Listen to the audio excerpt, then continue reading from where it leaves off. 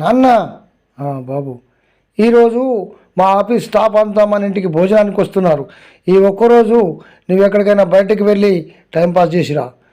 ఎందుకంటే వాళ్ళంతా పెద్ద పెద్ద ఆఫీసర్ల కొడుకులు కనుక వాళ్ళంతా మన ఇంటికి వచ్చి నువ్వు గుడ్డివాడివని తెలుసుకుంటే నాకెంతో నామోషిగా అనిపిస్తుంది. ఈ ఒక్కరోజు నువ్వు ఎక్కడికైనా వెళ్ళు.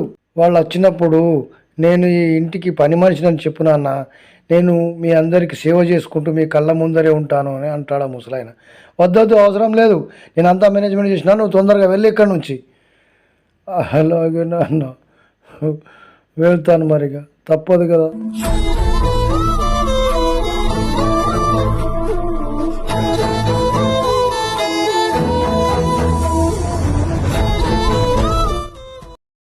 ఈ తోట చేను ఎవరిది రాబోయ్? నాదే ఫ్రెండ్, చాలా థ్యాంక్స్ రాబోయ్. ఈ తోటలో మా అందరికి విందు ఏర్పాటు చేసినందుకు చాలా ధన్యవాదాలు. అన్నట్లు మీ నాన్నగారు కనపడరేంది రాబోయ్? మీ నాన్నగారు చూడలేనేమో. అవును, మా చిన్నప్పుడే మా నాన్నగారు కాలం చేశారు.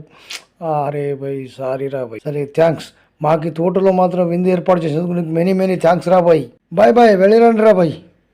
అబ్బా, మా నాన్న గుడ్డివాడని వీరికి అస్సలు గుర్తుగానే లేదు చూడు. ఆహా. ఒరే, నీ జీవితంలో జరిగిన నిజమైన సంఘటన ఒకటి చెప్తాను విను. నీవు చిన్నప్పుడు దీపావళి టపాసులు కాల్చేటప్పుడు నీ 2 కళ్ళు కోల్పోతే మీ తండ్రి బాధపడుతూ నీ భవిష్యత్తు ఆలోచించి అతని 2 కళ్ళు నీకు దానం చేశాడురా. అతన్ని నువ్వు బయటకు పంపుతావా? అంతేకాక నీ ఫ్రెండ్స్ ముందు నా చిన్నప్పుడే మా తండ్రి చనిపోయాడని చెప్తావా? మూర్ఖుడా.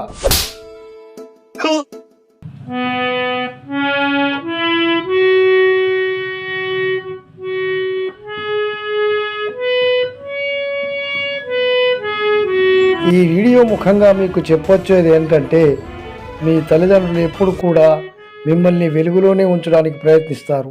వాళ్ళు ఎంత చీకట్లో ఉన్నా అది మాత్రం ఎవరికీ తెలియనియ్యరు. అదే వాళ్ళ గొప్పతనం.